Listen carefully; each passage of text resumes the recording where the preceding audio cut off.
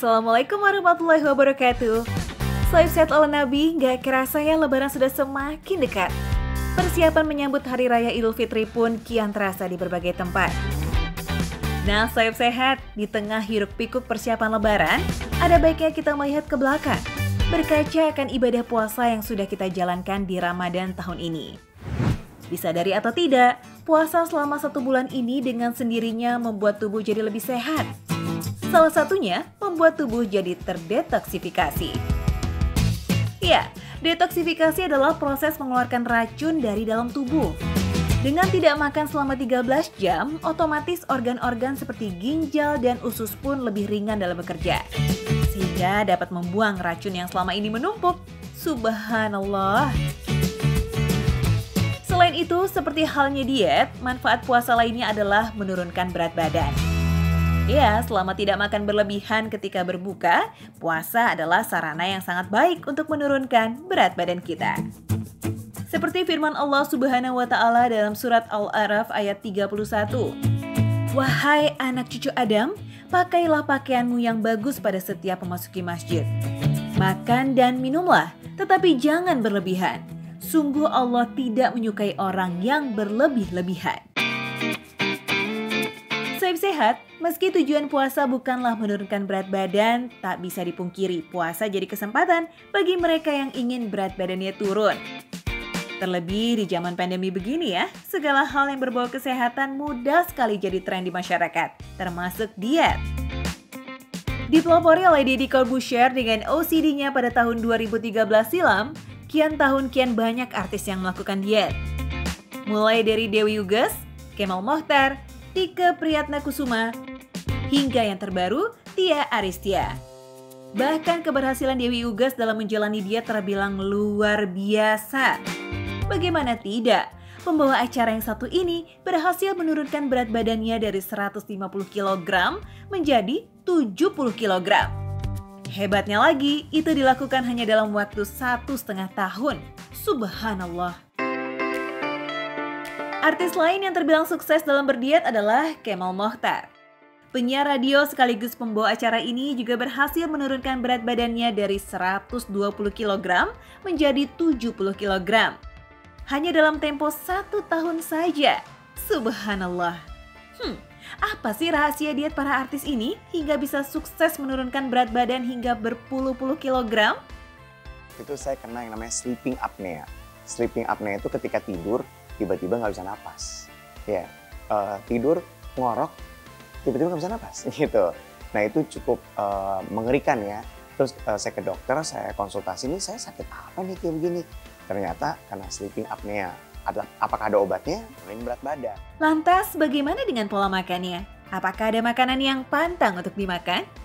Jadi pola makan yang saya terapkan dari dokter adalah porsi mas, jadi menjaga porsi, lebih tepatnya sih seperti itu.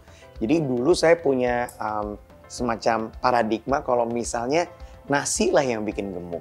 Ternyata enggak, setelah kita konsultasi sama dokter gizi beda tuh. Oh ternyata kita butuh loh yang namanya protein, kita butuh karbohidrat, kita tetap butuh gula. Cuman dari mananya dan bentuknya seperti apa yang itu kita nggak pelajarin. Saya makan makanan yang tidak mengandung minyak. Jadi tidak ada goreng-gorengan, tidak ada tepung-tepungan artinya ya. Dan saya juga nggak makan yang ada menteganya mas. Butternya itu nggak. Jadi no oil, no butter. Itu yang saya makan. Sisanya saya makan apa aja.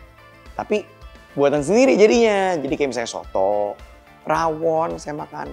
Saya bikin nasi bakar buatan sendiri. Saya bikin nasi goreng sendiri. Nasi gorengnya nggak pakai minyak. Subhanallah, kita ikut gembira ya sayap sehat.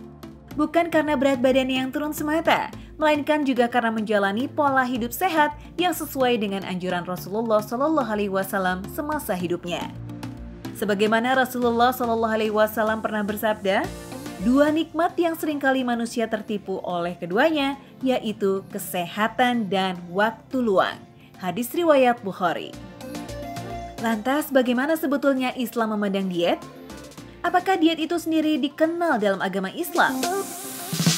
Nah, biar nggak bingung, kita tanya langsung aja yuk ke ahlinya. Bicara tentang diet, jadi sebenarnya Islam tidak secara khusus mengajarkan tentang diet. Karena memang makanan bagi kita tidak lebih fungsinya untuk menegakkan tulang-tulang sulubi kita untuk beribadah kepada Allah Subhanahu wa taala. Sehingga yang dipentingkan dalam Islam justru malah bagaimana makan yang benar, ya, makan sesuai dengan kaidah yang diajarkan Allah tentunya dan disampaikan oleh Nabiullah Muhammad SAW.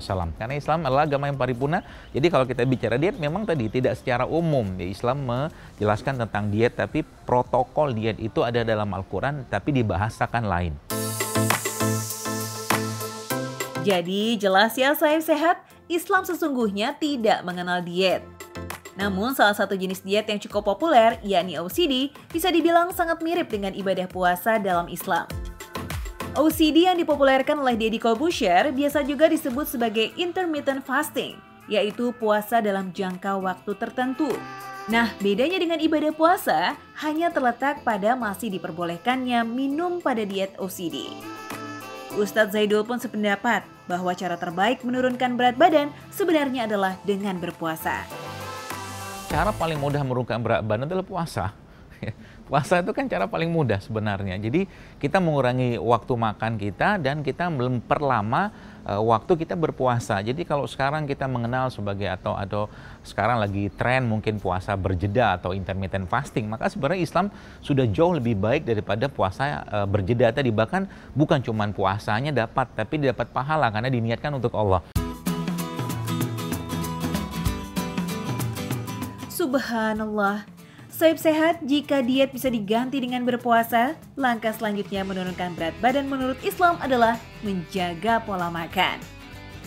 Ustadz Zaidul Akbar punya tips nih, bagaimana pola makan yang sehat menurut Islam.